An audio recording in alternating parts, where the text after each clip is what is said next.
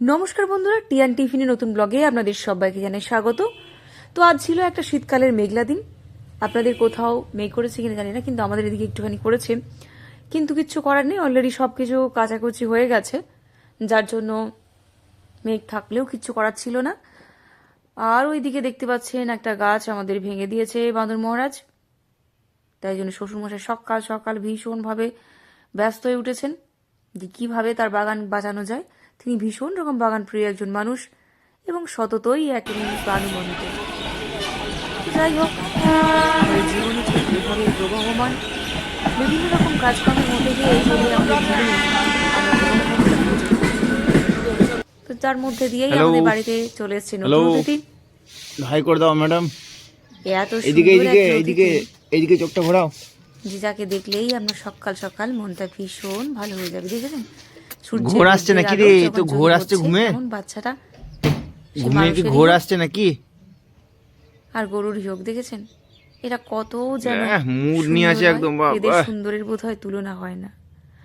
তো যাই হোক, ওই দেখুন আরেক সুন্দরী, কি মিষ্টি মিষ্টি সব প্রকৃতির দৃশ্য আমাদের বাগানে আছে। একেবারে বাগান দেখলে মন ভরে যায়, কিন্তু তারই মধ্যে এই অঘটন ঘটে গেছে। তো যার জন্য শ্বশুরমশাই বলেছেন আজকে যেভাবেই হোক, মিস্ত্রি না পেলেও উনি আজকে এখানে পেরেক লাগাবেন। ব্যাস সেই মতোই কাজ। বাড়ির সবাইকে ব্যস্ত করে তুলেছেন এবং নিজেই শুরু করে দিয়েছেন কাজ। তো চলুন একটুখানি দেখাই কেমন উনি করেছেন সব পরিষ্কার। এই দেখুন, সকাল থেকে উঠে শুরু করে দিয়েছেন, শ্যালো টালা পরিষ্কার করে নিয়ে রেডি করে নিয়ে ব্যাস বসে গেছেন। আমার ঝুরঝুর করে শ্যাওলাগুলো পড়ছে।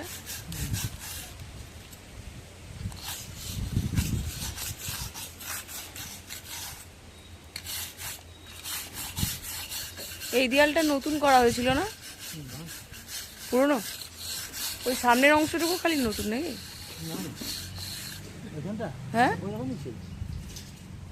ওই সাদাটা যেটা দরজা হয়েছে ওইখানটা ভাঙা ছিল। ও, ওখানটা ওই রকমই ছিল।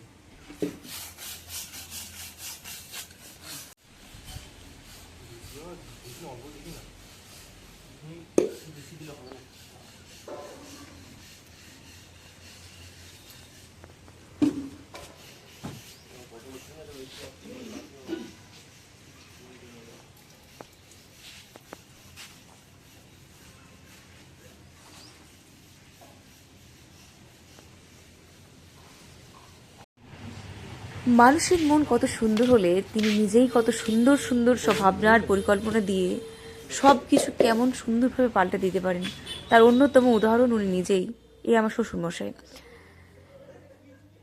আর তার সাথে সঙ্গ দিয়েছেন মামনিরাও। তো চলুন ওদের সাথেও একটুখানি কথা বলে আসি। কত সুন্দর ফুলটা ফুটেছে দেখছেন, এত সুন্দর এই সেন্ট এই ফুলটার, যে সন্ধ্যাবেলাটা একেবারে আপনার মনকে মোহিত করে তোলে। তো যাই হোক, চলে এসছি মামনিদের কাছে।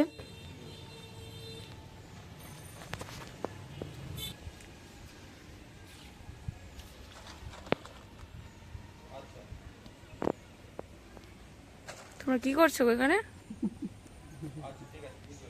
হ্যাঁ, কাজ নেই তো খই ভাজা বলে, আর আমাদের কাজ নেই তো পেরেক গাছে। তোমাদের কাজ নেই জন্য পেরেক যাচ্ছ? কার জন্য পেরেক যাচ্ছ? ম্যাও পুষি আসে বাড়িতে, খুব উপর দর করছে, তাই সেখানে পটি করে দিচ্ছে, যেটা খুশি খেয়ে নিচ্ছে খুলে খুলে, কিছু বলছে না। তাই জন্য তোমরা পেরেক দিয়ে দিচ্ছ? বীজ হুনু হুনু এসে পেঁপে গাছ খা, পেঁপে না পেঁপে ভাঙছে, তাহলে ভাঙলে পরে তোমাদের যে এত প্রযুক্তিগত বুদ্ধি আছে, এটা যদি দিদির কাছে পাঠানো হয় তোমাদেরকে তো অবশ্যই পুরস্কৃত করবে। দিদি তো সবসময় আমাদের সঙ্গেই আছে। ভালো ভালো কাজ করলে মন ভালো থাকে।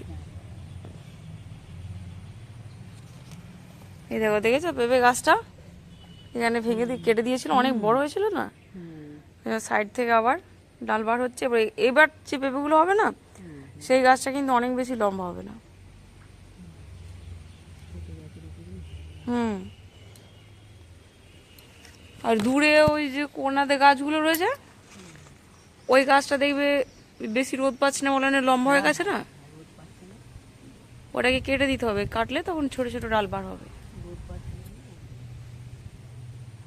না করে দিলে দেখো এইটুকুনি 4-5 দিনে মিলে লেগেই যায়। হুম। কতক্ষণ সময় নাকি বলো, ও একা এক হাত করতে করতেই হয়ে যাবে, কখন করবে? ওই সময়টা বাড়িতে আছে। একদম সবে মিলে করি কাজ, হ্যাঁ, হারি জিতি নাহি লাগে। নাহি লজ।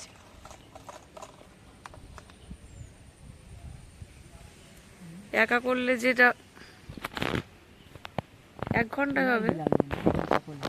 আর এই না আর সবাই মিলে একসাথে করলে সেটা অনেক তাড়াতাড়ি হবে আর অনেক বেশি আনন্দে হবে।